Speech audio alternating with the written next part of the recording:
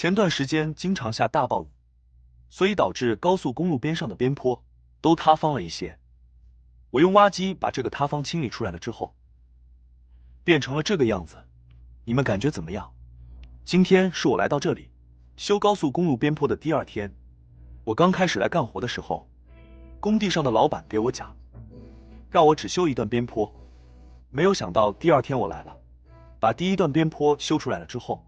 工地老板又告诉我，你的挖机可以在我这里多做1天了，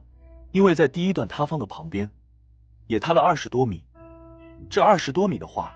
他们准备一起把它全部修复好，所以我的挖机在这里又可以多干1天了。这段20多米的塌方边坡呢，它是紧挨着第1段边坡的，所以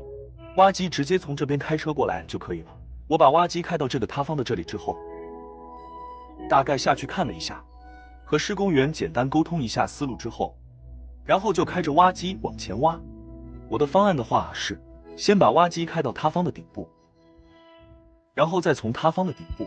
把这些塌方的泥巴全部开挖着，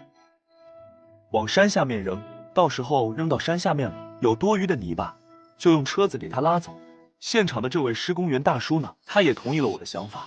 然后我就继续开挖。大家可以看到，把挖机开到这个塌方的上面来之后，这里的塌方确实有点严重，也塌了很多的方量下来。用我这个小挖机挖的话，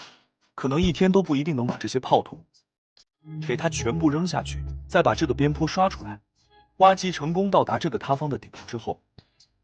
我就开始清理这个塌方的边缘，因为这是2次修坡，它不像第1次修高速公路一样有什么坡比之类的。工地上的要求就是把这些塌方的泡土它清理掉。后面的话，这个清理出来的边坡会用石头一个接着一个的，再用水泥砂浆把它做好。所以我的任务就是把这个边坡大概给它修平，然后把多余的泡土给它扔到下面去。我把挖机成功开上山顶，开始修了之后，工地老板自己的挖机也开了上来，跟着我一起甩这个泥巴。2个挖机一起甩的话，这个效率感觉就快了许多。像需要开挖的边界呢，上面也有施工人员站到旁边，告诉我需要挖多少，这样的话我就不会挖超界了。像这个时候，可能有些朋友就有点好奇了，为什么边上那里不像这样正照刷坡，而要侧着刷坡呢？在这里给大家解答一下，因为边上这里的话，挖机在这里站着刷无法刷，所以只有用这个斗子侧着刷，才能够把它刷好。干到下午5点过的时候，这个工地老板他的挖机不是空调坏了吗？修空调的师傅也来了，所以就是把这个小挖机开到马路上去，让修理空调的师傅来给他把这个空调修好。这个兄弟他把小挖机开始往下面走的时候，这个兄弟说他有点不敢开，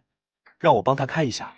他给我说他没有经常开小挖机，然后我就把那个小挖机给他开到下面，让他慢慢的开下去修空调。他把小挖机开下去了之后，我是6点半下班，现在还有1个多小时，我就一个挖机在这里慢慢的刷这个坡。你们看，把这个塌方清理干净了之后，这个边坡的话看着也顺眼了许多。一个人在这里又刷了一个，就到了下班的时间，把这个黄油打了就下班了。像这个1天甩土甩8、9个小时，这个黄油的话必须全车都给它打一遍。第2天的活就这样愉快的结束了。第2天早上到了工地上面之后，我就一个人在这里甩泥巴，因为也没有太多活了。工地老板自己的挖机的话就在旁边那里干点杂活。我大概预计的话，这点活我差不多1个早上也可以把它干完了。像修理这样的小湖泊，我们用挖机斗尺给它随便刮一下，然后再用豆背称一下，这样的话这个坡面就好看了许多。这边新修的这个20多米的护坡的话，它只修上面的这一段，像护坡下面的一段它是好的不用修。施工员呢就让我在里面挖一个基础沟，到时候的话它就像做挡土墙一样，把这个基础沟里面也填满石头，这样以后这个边坡应该就会更实用了吧。又花了差不多1个早上的时间，把这里所有的塌方泡土全部都给它清理干净，再把这个小护坡给它随便修了一下，基础沟也给它挖了出来。